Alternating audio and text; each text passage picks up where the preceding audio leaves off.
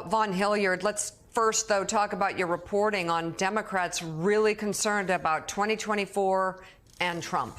This reporting stemmed from a lot of private conversations of Democrats who are concerned heading into November of 2024, not with necessarily their side of the ticket, to be clear, but also an understanding of what Donald Trump and what I'm kind of referring to as the potent minority brings here. And that is where this new NBC polling makes it very clear just what that support for Donald Trump could look like in a general election. I had conversations with Mandela Barnes, who narrowly lost his Wisconsin Senate race last year to Ron Johnson, a close ally of Donald Trump. I talked to Tim Ryan, who lost by a decent margin in Ohio Senate race to Trump ally J.D. Vance. There are realities in these battleground states that in 2020, Donald Trump turned out a record number of votes on behalf of a Republican nominee in each of the battleground states, more than any Republican nominee ever. And that is where these conversations are heading. If you look at some of these new numbers from NBC polling, this is where kind of that begins to open up that conversation. Yeah, and let's get to those numbers right now. And despite facing federal charges, that new polling shows that Donald Trump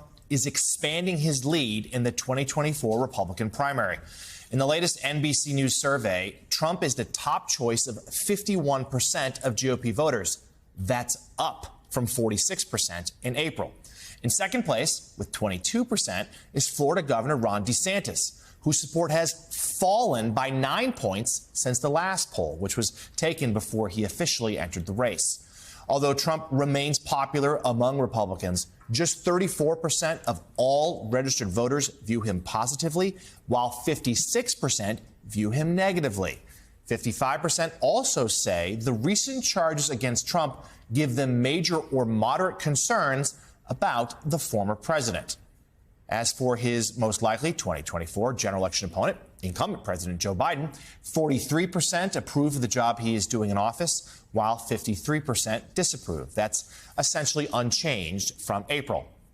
And in a hypothetical 2024 matchup between Biden and Trump, the current president leads the former president 49% to 45%. That's within the polls' margin of error. So there you go, Vaughn. It's bad headline after bad headline after bad headline for Trump. Yet, general election is Biden up just barely. I think there's always, for any incumbent president, the economy looms as an issue. They've been getting good news on that lately, and we're going to have a week's worth of events from President Biden talking about the economy this week.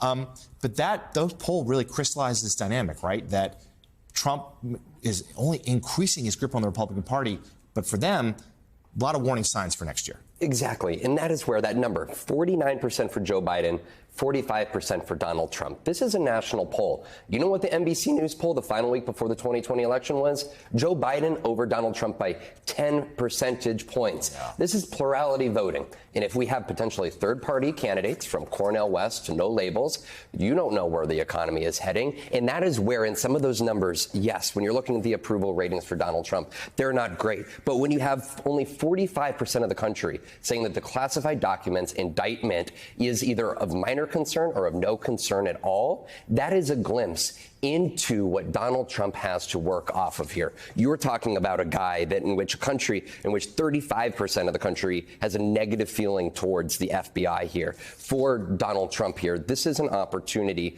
to essentially make the case to allies, other Republican elected officials, that, look, Americans, at least the Republican Party, are not turning against me despite all of this here, and at least they have a foundation to work off. Because if you get 43, 44% in a November election, that could be enough next November to win it. I want to go to my friend Michael Steele now, the former RNC chair who knows Republican politics backwards and forwards. So in 2016, there was still a little bit of delusional thinking that at some point, Donald Trump was going to go away. I think that now by this stage in the game, people aren't as delusional, but I'm surprised that people were surprised that Donald Trump had such strength in this NBC poll, because it's what so many people have been saying for a while now if you're really watching the Republican electorate. Mm-hmm. So what would it take, in your estimation, for Donald Trump not to be the 2024 nominee? An act of God? I don't know. Think about it. This man is in, 37 indictment, 37 count indictment. and its numbers go up.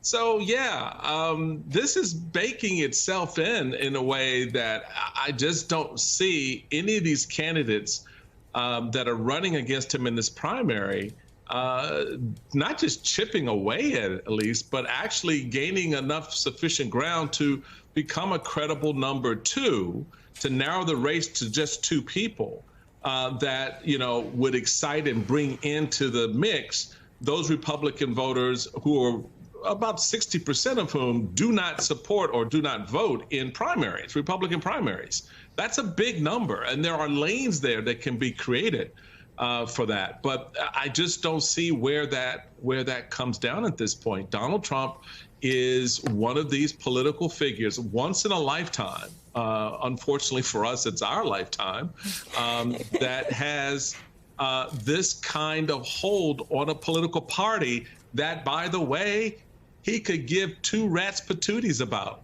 This is just like going from one vehicle to the next. It's a better driving political car for him, that he can manipulate the gears seamlessly, easily. And it's exampled in the polling that Vaughn is sharing with us, that this is the kind of hold he has. So yeah, who takes him out? I think even God Almighty is saying, well, we may need to have a meeting on that, you know? Well, I don't Michael know. Steele, you know what that is, though. Doing better, your conspiracy theories sticking, doing better as indictments pile up. I mean, some would call that a cult. Some would call that fascist tendencies. Yeah, no, he plays to that extraordinarily well. And again, you know, how much of that is true belief and true intent by Donald Trump? You know, he's a transactional guy. What do I need in the transaction to make it work for me, right? But the other side of it is people believe that. They latch onto it, and it picks, you know, a side for them that they're much more inclined towards. And so that's how he locks it in. And it's an amazing, we're going to be studying this phenomenon for a long time to better understand how this country, in all that we profess, can withstand this in the future. Because right now, at 49, 45, and you can say what you want about Joe Biden's age, you can say all you want about Democrats.